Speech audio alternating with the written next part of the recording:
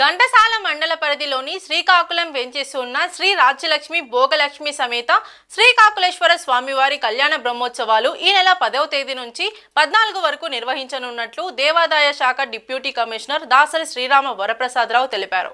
కళ్యాణ మహోత్సవాలకు సంబంధించిన ఏర్పాట్లను శుక్రవారం తమ సిబ్బందితో కలిసి శ్రీరామ వరప్రసాదరావు పరిశీలించారు. ఈ నెల 12వ తేదీ సాయంత్రం నిర్వహించనున్న రథోత్సవ కార్యక్రమానికి రథాన్ని సిద్ధం చేసేందుకు పనులను శాస్త్రోక్తంగా శ్రీరామ వరప్రసాదరావు ప్రారంభించారు.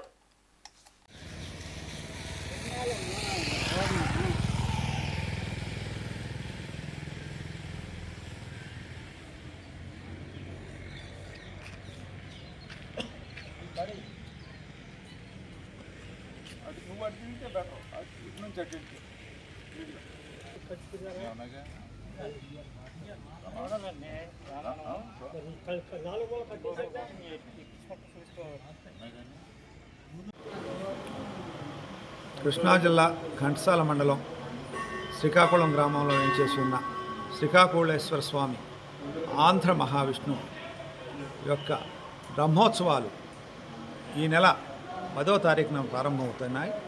దానికి కావాల్సినటువంటి అన్ని ఏర్పాట్లు కూడా దేవాదాయ శాఖ తరపున దేవస్థానం వారు చేయటం జరిగింది. లైటింగు, పారిశుధ్యం మొదలైన అన్ని ఏర్పాట్లు కూడా కావాల్సిన సిబ్బందిని మేము ఏర్పరచుకున్నాము. 10వ తారీఖున పెళ్లి కుమారుని చేయటం జరుగుతుంది స్వామివారిని. 11వ తారీఖున స్వామివారి కళ్యాణం సాయంత్రం 9 గంటలకి నిర్వహించడం జరుగుతుంది. ఆ రోజు కూడా కావాల్సినటువంటి ఏర్పాట్లన్నీ చేస్తున్నాము.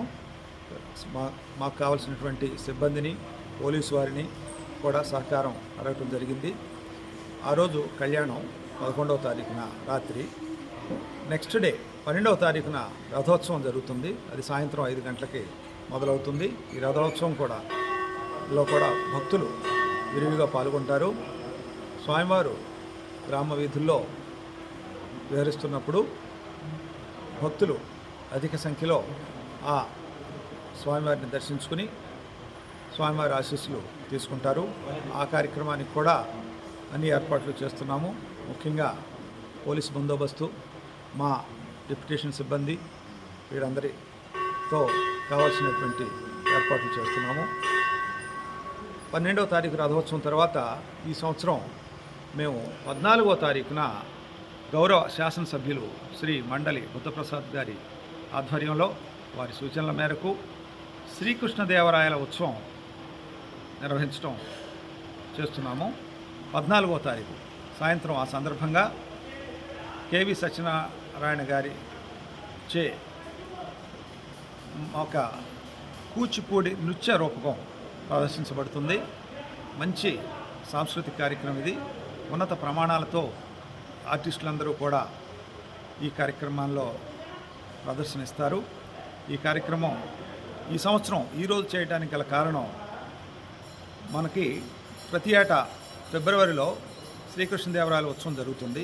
ఈ సంవత్సరం ఎమ్మెల్సీ ఎన్నికల కోడ్ ఉన్న సందర్భంగా వివిధ ప్రముఖ రాజకీయ నాయకులే కానివ్వండి, ఇంకా ప్రముఖులు రావాల్సి ఉండగా ఎలక్షన్ కోడ్ ఉన్న దృష్ట్యా అప్పుడు చేయలేకపోయాము.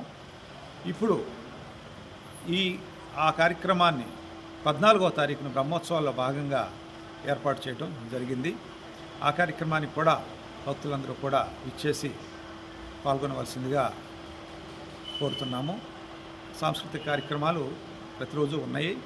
ఆ రోజు 14న మాత్రం ఒక విశిష్టమైనటువంటి సాంస్కృతిక కార్యక్రమం మన ఎమ్మెల్యే గారు శ్రీ బుద్ధప్రసాద్ గారు ప్లాన్ చేసి వారి సూచనలకు మేరకు వారి ఆధ్వర్యంలో ఆ రోజు ఆ కార్యక్రమం జరుగుతుందని తెలియజేస్తున్నాము. కావున ఈ బ్రహ్మోత్సవాల్లో భక్తులందరూ పాల్గొని శ్రీ స్వామివారి ఆశీస్సులు తీసుకుని తీర్థప్రసాదాలు తీసుకుని వెళ్ళవలసిందిగా కోరుతున్నాం.